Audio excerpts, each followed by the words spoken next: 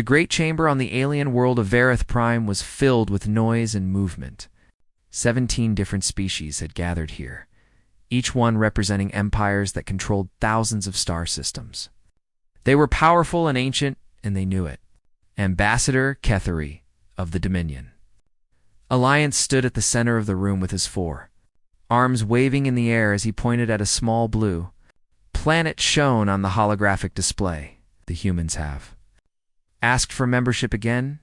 he said with a mocking tone in his translated voice. "This is the 4th time in 30 cycles." Laughter spread through the chamber like a wave. The representatives of mighty empires found it amusing that such a small and weak species would keep asking to join them. The humans controlled only one star system. They had no great fleets. They had no conquered worlds. In the eyes of the galaxy, they were nothing more than children playing at being adults. On Earth, in a simple government building in the city of Geneva, Admiral Lisa Morgan read the rejection message on her screen. She was 62 years old, with silver hair and calm, steady eyes that had seen much in her long career. This was the 4th time the Galactic Council had said no to humanity, and she accepted it with the same quiet patience she had shown every time before, Commander. Daniel Price walked into her office, carrying 2 cups of coffee. He set one down on her desk and looked at her face, trying to read her expression. "Same answer?" he asked. "Same answer," Lisa confirmed. "They say we lack sufficient technological development. They say our territorial range is too limited. They say we have no significant military presence." She allowed herself a small smile. "They think we are farmers who have learned to build rockets." Daniel leaned against the doorframe and took a sip of his coffee. "Should we push back this time? Make them see what we really have?" "No." Lisa turned her chair to look out the window at the city below. The sun was setting, and the buildings glowed orange in the fading light. "Let them keep thinking what they think. It serves us better than they will ever know."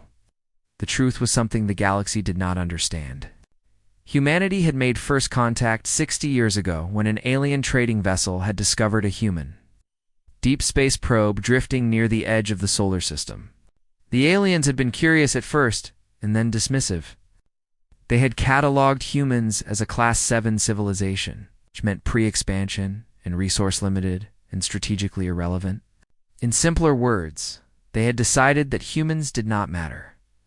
What no one in the galaxy realized was that humanity had spent those 60 years doing something very important. They had been watching. They had been learning. And they had been building in secret, far from Earth, hidden in the asteroid belt between Mars and Jupiter. Engineer Kevin Walsh floated in zero gravity as he supervised construction work on a massive structure. This was Defense Platform 47, and it was invisible to the scanning technology used by every alien species. The humans had built it using knowledge they had gathered from debris left behind after a battle. Between 2 alien factions near Neptune, they had studied that debris for years and learned its secrets. Dr. Samantha Brooks floated up beside Kevin, her hair drifting around her face in the weightless environment. She was the lead scientist on the project, and her mind was one of the sharpest on Earth. "How is the work going?" she asked. Kevin checked the tablet in his hands. "We are 3 months ahead of schedule. The new metal alloy that Dr. Patterson created is cutting our construction time in half. We will have this platform fully operational before the end of the year." Samantha nodded slowly, her eyes distant with thought. "I heard the council rejected our application again." "I heard that too." Kevin shrugged his shoulders. "Their loss. By the time they figure out what we have been building out here, it will be far too late for them to do anything about it." Below them, arranged in neat rows inside massive construction bays, sat dozens of warships. These vessels were unlike anything the galaxy had ever seen. They were smaller than the huge battleships that the major powers preferred to build. But they were fast and efficient and deadly. Their weapons had been designed specifically to exploit weaknesses that humanity had discovered. Through 6 decades of careful observation and study, the humans had learned a hard truth very early in their dealings with the galaxy. The only thing that the powerful species respected was power itself. Words meant nothing. Diplomacy meant nothing. Trade agreements meant nothing. Only the ability to destroy your enemies mattered in the end. But humanity had also learned something else. Power that is shown too soon is power that is wasted. So they built their weapons in silence. They traded politely with alien merchants. They accepted every insult and every rejection with grace and patience. And they waited for the right moment. On the far side of the galaxy, a dark chamber lit by red lights, Supreme Commander Vethkaya the Korath Imperium studied a star map showing the borders of his empire. His species had conquered 1,200 worlds through brutal force and efficient slaughter. They were feared throughout the galaxy, and they liked it that way. But now, resources were running low. The conquered worlds had been stripped of their wealth. Vethkai needed new territory, and he needed it soon. His advisor, younger Korath with nervous eyes, pointed at a cluster of star systems near the edge of the galaxy. The Veluxy trade lanes pass through this region, Supreme Commander. Beyond them lies the human territory. Humans. Vethkai turned his reptilian head, his scales catching the red light. You mean those primitives who keep asking to join the council? Yes, Supreme Commander. They control only a single system, but their planet is rich in heavy metals and fresh water. It would be an easy conquest. Quick and profitable. Vethkai considered this information. His troops had grown restless after years without a proper war. A quick victory against a weak species would boost their morale and remind them why they followed him. It would also send a message to the more powerful factions that the Korath were still dangerous and still hungry. Begin preparations, he ordered, his voice cold and final. We will attack in 3 cycles. On Earth, in her office in Geneva. Lisa Morgan received an intelligence report from one of humanity's secret listening posts, hidden in deep space. She read it once, and then read it again to make sure she understood. Then she picked up her phone and called an emergency meeting of the Defense Council. 2 hours later, she stood before a room full of admirals and generals, the most powerful military minds on Earth. They are coming, she told them. The Korath Imperium. Approximately 200 warships. They will arrive in 90 days. General Marcus Webb, commander of all ground forces on Earth, leaned forward in his chair. Do we reveal our capabilities now? Show them what we have. Lisa shook her head slowly. Not yet. Let them come. Let them think they are attacking farmers with rockets. She pulled up a tactical display showing the solar system and all its hidden defenses. And when they arrive, we will show them exactly what happens when you ignore the quiet ones. The room was silent. Every person there had spent their career preparing for this moment. They had trained in secret. They had built in secret. They had waited in secret. And now, finally, the waiting was almost over. Humanity was ready. The Korath fleet departed from their staging ground at Veltura Station with all the pride and ceremony of an army that had never known defeat. 200 warships moved through space in perfect formation, each one bristling with plasma cannons and carrying thousands of soldiers eager for battle. Supreme Commander Vethkai watched from the bridge of his flagship, the Devastator, as his mighty fleet jumped into hyperspace and began the long journey toward the small blue planet called Earth. Sub-Commander Rethanel stood beside his leader, reading reports from their scout ships on a glowing screen. The humans have no registered military vessels, he reported. Our advanced scouts detected only cargo haulers and mining equipment in their system. There are no defense stations. There are no weapons platforms. There is nothing, as I expected. Vethkai settled deeper into his command chair, his reptilian eyes half closed with satisfaction. This will be a simple operation. We will secure their planet, extract their resources, and enslave the survivors. Standard protocol for a primitive species. What Vethkai did not know was that the cargo haulers his scouts had detected were not cargo haulers at all. Each one was a carefully disguised weapons platform with retractable armor plating and hidden missile batteries that could deploy in seconds. The mining equipment contained sensor arrays powerful enough to track ships across half a solar system. Everything the Korath scouts had seen was a lie designed to make them feel safe. On Earth, Lisa Morgan had given the order to mobilize the entire hidden fleet.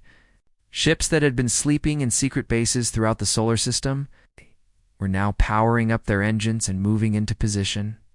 Admiral Christopher Grant, commander of the 1st Defensive Wing, led the preparations from the bridge of his ship. The Endurance Chris was 45 years old, a career naval officer who had spent 20 years training for a battle that everyone told him would never come. He had run simulations thousands of times. He had studied alien tactics until he could predict their movements in his sleep. He had pushed himself and his crews to the breaking point and beyond. Now, finally, he would discover if all that preparation had been enough. Lieutenant Maria Santos sat at the tactical console, her fingers dancing across the controls as she coordinated the fleet movements. "All stations report ready," she announced. "Outer perimeter drones are active and holding position. Inner defense platforms are powered up and standing by for your command." Chris nodded, his face calm despite the tension in his chest. "What about the ground-based systems?"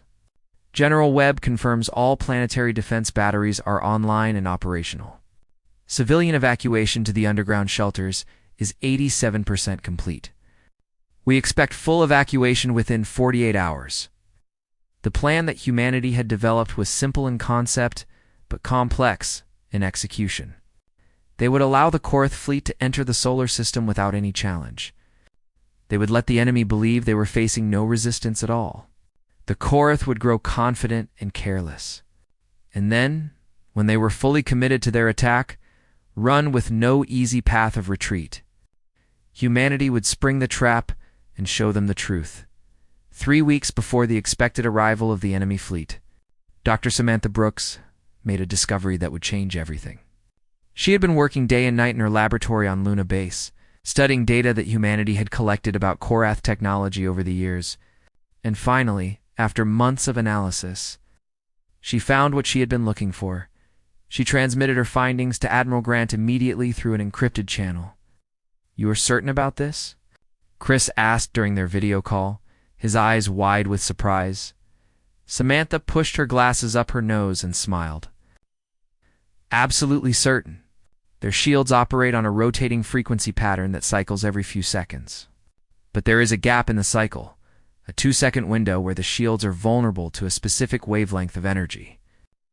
If we time our weapons fire correctly, we can punch through their defenses with minimal effort." Chris leaned forward, his mind racing with possibilities. "How quickly can you modify our weapon systems to exploit this weakness?" "Already done." Samantha's smile grew wider. "I have been working on this problem for 3 years. I just needed to confirm the exact frequency before I could be sure it would work. The Korth never bothered to hide their technology from us. They assumed we were too primitive and too stupid to understand what we were seeing. That was their mistake." Yes, it was. The final days before the enemy arrived passed in a blur of activity and tension. Across Earth, ordinary people held their breath and prayed for safety. Most civilians knew only that some kind of threat was approaching from the stars. The full truth about the danger and about the hidden strength that waited to meet it remained classified at the highest levels. Lisa Morgan gave one final address to the combined military leadership before the battle. She stood at a podium in a secure bunker deep beneath the Swiss Alps, looking out at the faces of men and women who had dedicated their lives to this moment. "For 60 years, we have been dismissed and ignored," she said, her voice steady and strong. "We have been called primitives and farmers and insects. Every species in this galaxy has looked at humanity and seen nothing worth noticing, nothing worth respecting, nothing worth fearing." She paused, letting her words sink in. "Today, we teach them the cost of that mistake. Today they learn that the quiet ones are often the most dangerous. Today, they discover what happens when you underestimate a species that has spent 6 decades preparing for exactly this moment." She looked at each face in the room, meeting their eyes one by one. "And tomorrow, when the battle is over and the enemy lies broken, the galaxy will never ignore humanity again." In deep space, far from Earth, the Korth fleet dropped out of hyperspace at the edge of the solar system. Vethkai stood on his bridge and surveyed the tactical display with satisfaction. His sensors showed no military vessels anywhere. No defense stations guarded the approaches to Earth. No weapons platforms waited in the darkness between planets. Just empty space and the distant blue glow of a world waiting to be conquered. "Begin approach," he ordered. "All ships move to combat formation. Prepare boarding parties for immediate deployment upon arrival." The 200 warships of the Korath Imperium arranged themselves into the classic hammer formation that had crushed a dozen civilizations before. They moved forward with confidence, their weapons charged and their soldiers eager. None of them noticed the tiny sensor drones, watching from the shadows of distant asteroids. None of them detected the silent messages being sent back to Earth. None of them suspected that every move they made was being tracked and analyzed, and fed into human tactical computers and in the asteroid belt. Hidden among the tumbling rocks, 47 defense platforms powered up their weapons and waited in perfect silence for the order to fire. The storm was coming, but humanity was ready. The Korath fleet moved through the solar system like a predator stalking weak prey. They crossed the orbit of Neptune without seeing any resistance. They passed Uranus and then Saturn, their powerful sensors sweeping the darkness ahead, but finding nothing to worry about. Supreme Commander Vethkai grew more confident with each passing hour. This conquest would be even easier than he had expected. Sub-Commander. Rethanol studied his screens with a puzzled expression. "The humans are not even attempting to flee," he observed. "They must know we are coming. Our fleet is large enough to be detected by even primitive sensors." "They know," Vethkai agreed with a cold smile. "They simply have no way to resist us. I have studied their cultural archives. They call themselves explorers and dreamers. They believe in peace and cooperation and talking through problems." He made a sound of disgust deep in his throat. Such weakness deserves to be conquered. What Vethkai did not understand was that human history was not a story of unbroken peace. It was a story of war and survival and adaptation against terrible odds. Every generation of humans had faced threats that seemed impossible to overcome. Plagues and famines and wars that killed millions. And every time, humanity had refused to surrender. They had fought and bled and sacrificed until they found a way to win. The galaxy saw only the quiet diplomats asking politely for membership. They did not see the warriors hiding behind those polite smiles. The Korath fleet passed the orbit of Jupiter and entered the asteroid belt. On the bridge of the Endurance, Admiral Christopher Grant watched the enemy ships appear on his tactical display as tiny red dots moving in perfect formation. His heart was pounding, but his hands were steady and his voice was calm when he gave the order. "Activate perimeter drones." Throughout the asteroid belt, hidden among the tumbling rocks and frozen debris, 3,000 automated combat drones came to life. They were small machines, no larger than a human car, but they were fast and nearly impossible to detect. Each one carried enough explosive power to cripple a battleship, the Korath. Sensors detected the drones only seconds before impact. Warning alarms screamed across 200 ships as officers shouted in confusion and fear. "Contacts incoming." Rethanel yelled over the noise. Thousands of them coming from all directions. "Shields," Vethkai roared, jumping to his feet. "All ships raise shields now." The shields went up across the fleet, but they were not fast enough. The first wave of drones struck the outer escort vessels with devastating force. 11 Korath warships vanished in expanding balls of fire and debris. The second wave followed immediately, targeting engine sections and weapons arrays on the larger ships. Explosions rippled through the formation as the proud Korath fleet began to die in the chaos and confusion. None of the Korath officers noticed the human fleet emerging from the asteroid belt behind them. Admiral Grant watched his 72 ships move into attack position with smooth precision.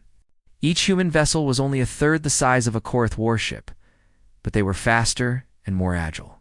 More importantly, they carried weapons that had been specially modified using Dr. Brooks's research on enemy shield frequencies. Ships.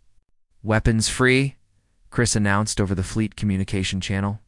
"Target their command ships first. Cut off the head, and the body will fall." The human ships opened fire in perfect coordination. Blue-white beams of energy lanced through the darkness of space, striking Koroth shields at the precise moment when they were vulnerable. The shields flickered and failed like candles in a storm. The beams continued through and carved deep wounds into the hulls beneath. On the bridge of the Devastator, Supreme Commander Vethkai watched in horror as 3 of his heavy cruisers exploded in rapid succession. "That is impossible," he roared, his scales flushing dark with rage. "Their weapons should be useless against our shields." "How are they doing this?" "The shields are not holding," Rethinol reported, his voice shaking with fear. "They have found some kind of weakness in our technology. Our defenses are failing. All ships return fire. Destroy those human vessels immediately." The surviving Koroth warships turned to face this unexpected threat.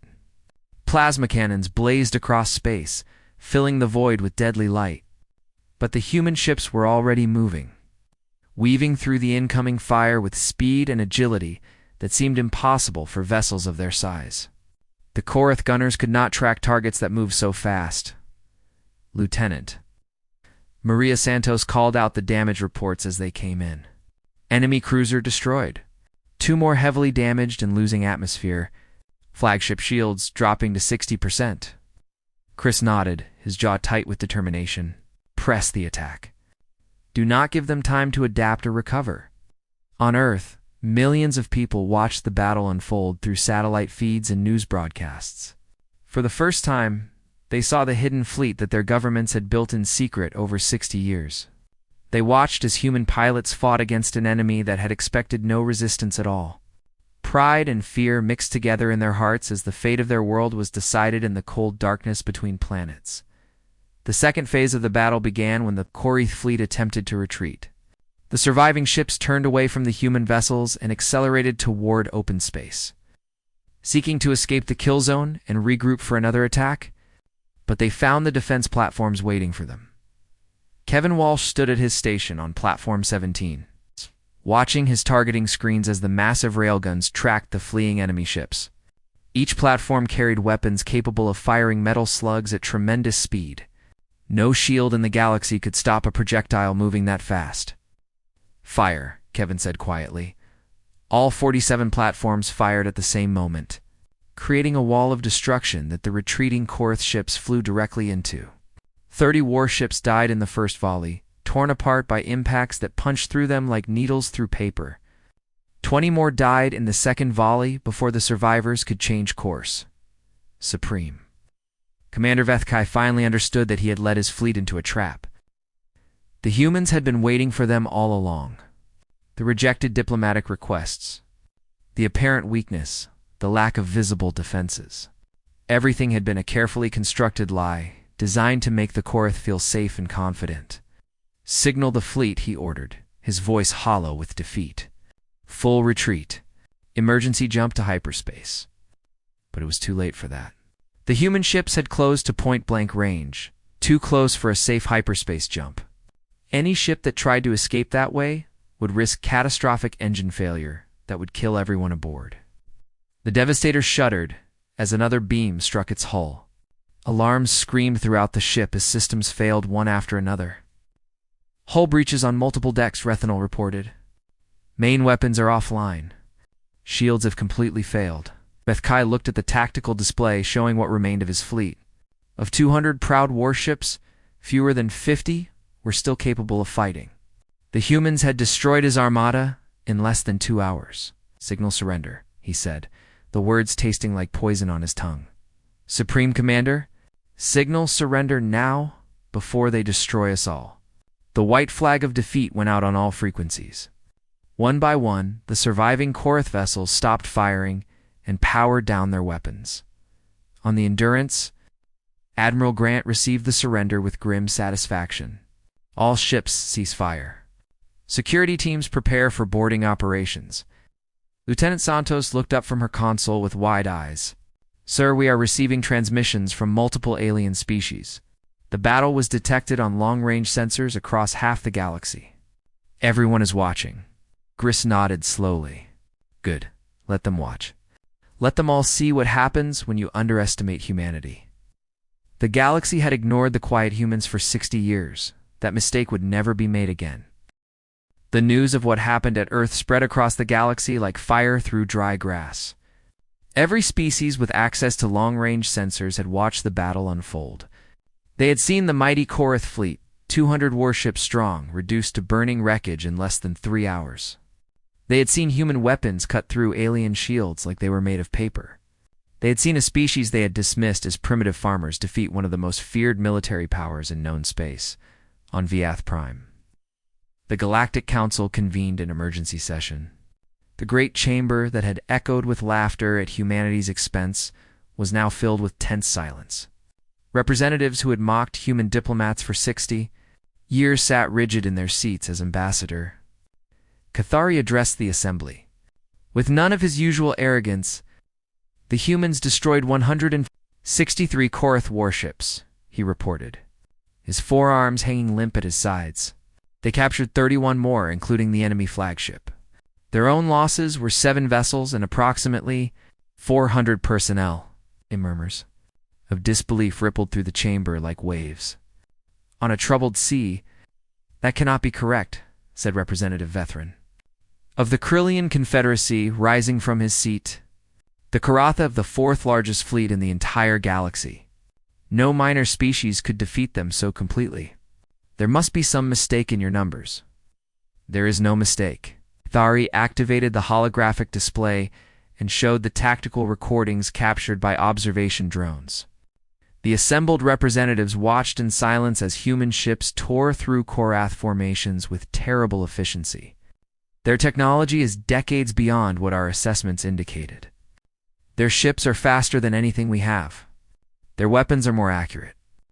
And their tactics suggest a species that has been preparing for war for a very long time. The implications hung heavy in the air.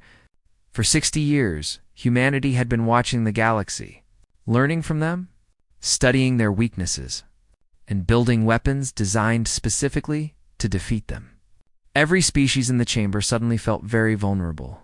On Earth, Admiral Lisa Morgan prepared for the diplomatic delegation that would arrive within days. She met with Admiral Grant and the other military commanders in a secure conference room to discuss their approach to the coming negotiations. General Dazat Marcus Webb spoke first. They will offer us everything now. Full membership in their council. Favorable trade agreements. Military alliances. They are terrified of what we might do next. Lisa nodded slowly, her silver hair catching the light, as they should be. But we need to be careful about how we proceed from here. We have proven that we can fight. Now we need to prove that we can build something better than what exists. Build what exactly? Chris asked, leaning forward with curiosity in his eyes. The future. Lisa pulled up a display showing Earth surrounded by its newly revealed defenses. We did not create all of this just to become another military power-grabbing territory and bullying weaker species. We built it so that no one would ever be able to threaten our world again. Now that we have that security, we can focus on something more important than war. The diplomatic vessel from the Galactic Council arrived 3 days later. Escorted by human warships that made the alien crew very nervous, the representatives were brought to the United Nations headquarters in New York City, where they were greeted by humanity's political leadership with polite professionalism. Ambassador Patricia Sullivan led the human delegation. She was a career diplomat in her mid-50s, known throughout the government for her calm manner and sharp mind. Unlike the military officers who had won the battle, her job was to win the peace that would follow. "Welcome to Earth," she said, as the alien representatives took their seats around the conference table. "I understand you have some proposals you would like to discuss with us." Ambassador Cathari spread his 4 hands in a gesture meant to show openness and good faith. Humanity has demonstrated capabilities that we did not anticipate. The Council believes it is in everyone's interest to establish formal diplomatic relations as soon as possible. I see. Patricia opened a folder on the table in front of her and pretended to study it, though she already knew every word it contained. For 60 years, humanity requested peaceful integration with the galactic community. We were rejected each time. Our diplomats were laughed at. Our requests were ignored. Can you explain to me why things were handled that way? Cathari shifted in his seat, clearly uncomfortable with the question. The assessments indicated that your species lacked the technological and military development necessary for meaningful participation in galactic affairs. Now that we have proven we can destroy your fleets, we are suddenly worthy of your consideration. The alien representatives exchanged nervous glances. Patricia let the uncomfortable silence stretch out for several long seconds before she continued. Let me be very clear about something. Humanity is not interested in joining your council as a junior partner expected to follow orders from older species. We are not interested in trade agreements designed to benefit your economies at our expense, and we are certainly not interested in military alliances that would force us to fight your wars for you. Then what exactly do you want? Asked Representative Vethrin, his voice tight with frustration. Patricia smiled, but there was no warmth in it. We want to change the rules. The current galactic order is based entirely on military power and territorial expansion. Species are ranked by how many ships they have and how many worlds they control. This system creates endless conflict and exploitation of the weak by the strong. She tapped her folder with one finger. Humanity proposes a completely new framework for galactic relations. Equal representation for all species, regardless of how much territory they control. Required mediation for disputes before any military action is permitted. Shared scientific research that benefits all species equally, instead of being hoarded by the powerful. In simple terms, we want to build something better than what currently exists. The alien representatives stared at her in stunned silence. What Patricia was proposing would completely overturn the power structure that had governed the galaxy for thousands of years. Species that had dominated through military force would lose their advantages. Smaller civilizations would gain voices they had never been allowed to have. This is unprecedented, Cathari said carefully. The major powers will never agree to such dramatic changes, and humanity will remain independent. Patricia stood up from her chair, signaling that the meeting was coming to an end. We have proven that we can defend ourselves against any threat. We have no need to join a system that does not serve our interests or match our values. She gathered her folder and looked at each alien representative in turn. Think about our proposal. Discuss it with your governments. We will be here when you are ready to have a serious conversation. Over the following weeks, the political landscape of the galaxy shifted in ways that no one had predicted. Several smaller species that had been dominated by the major powers for centuries reached out to humanity directly. They were very interested in the new framework Patricia had proposed. They saw in humanity a potential ally against the established order that had kept them powerless for so long. Admiral Grant oversaw continuous upgrades to Earth's defenses, making sure that humanity's military advantage was maintained and expanded. Dr. Samantha Brooks continued her research into alien technology, developing new systems that pushed the boundaries of what anyone thought was possible. And Lisa Morgan coordinated the overall strategy, carefully balancing military strength with diplomatic outreach. One evening, Lisa stood at her office window watching the sun set over Geneva when Chris came to deliver his latest report. The Krillian Confederacy has agreed to support our proposal, he said. They are the third major power to break with the old council. Lisa nodded thoughtfully without turning from the window. And the others, still holding out against us, but their alliance is falling apart. Our proposal has exposed all the divisions and resentments that were always there beneath the surface. The smaller species are finally realizing they do not have to accept things the way they have always been. Lisa watched the stars beginning to appear in the darkening sky. Somewhere out there, the galaxy was changing because of what humanity had done. Not through conquest or domination, but by showing everyone a different way of doing things. We spent 60 years being ignored, she said quietly. Now, they cannot stop watching us. Is that what you wanted all along? Lisa smiled at her reflection in the glass. I wanted humanity to survive. Everything else is just a welcome bonus. 5 years had passed since the Battle of Sol, and the galaxy had become a very different place. The old council that had ruled with arrogance and military power had dissolved completely.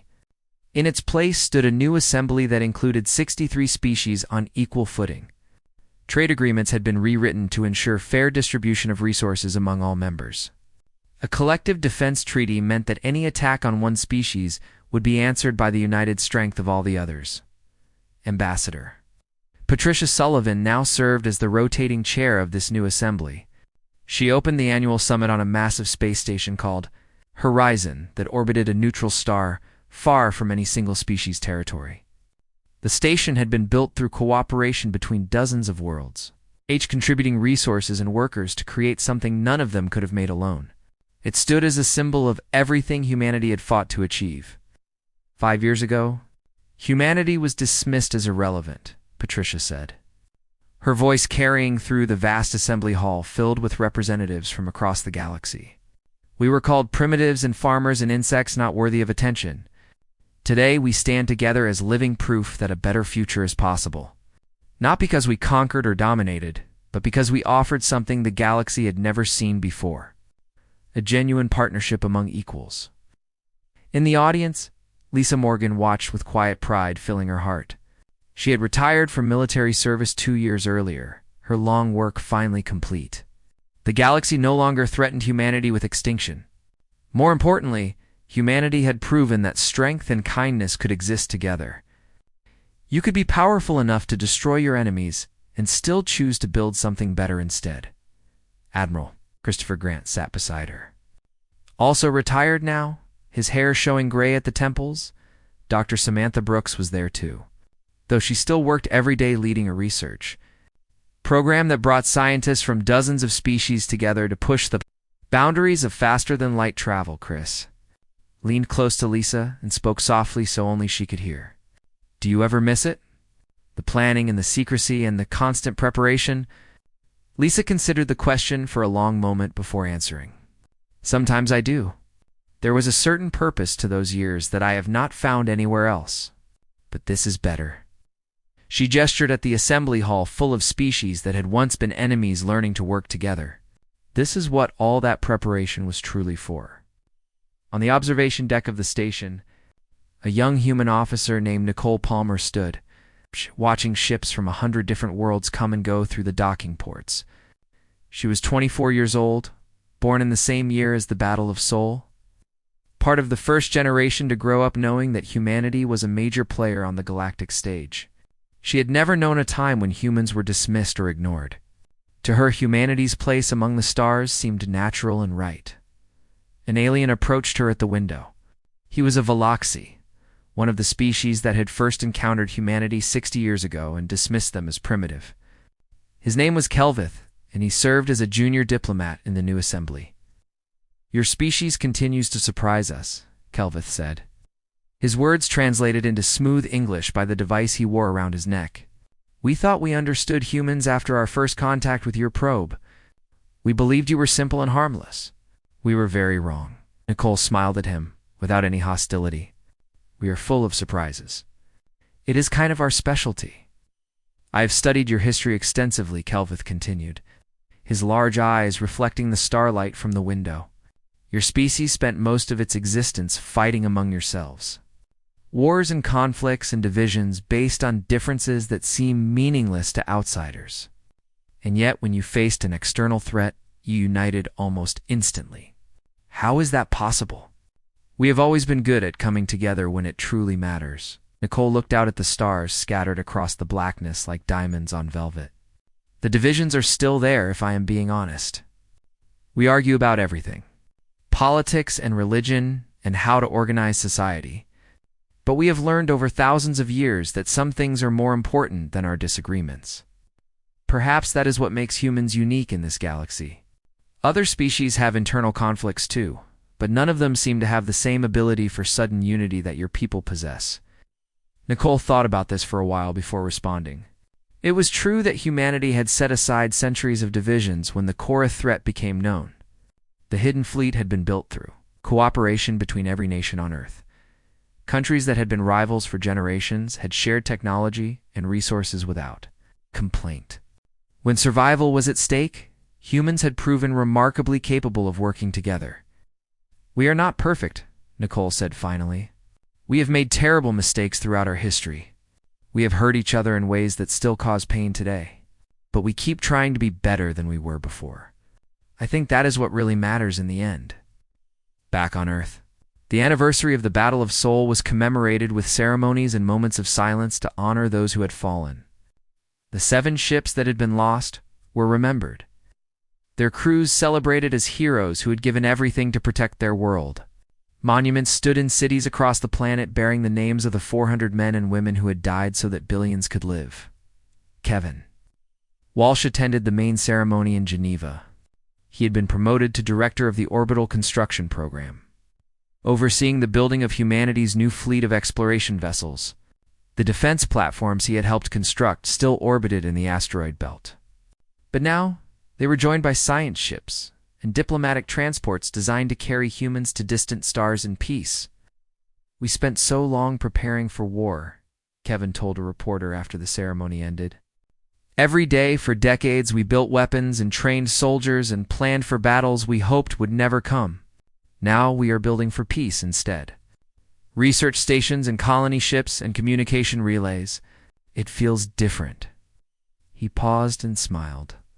"It feels better."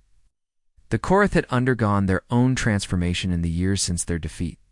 Supreme Commander Vethkai, who had led the failed invasion of Earth, had become an unexpected voice for change among his people.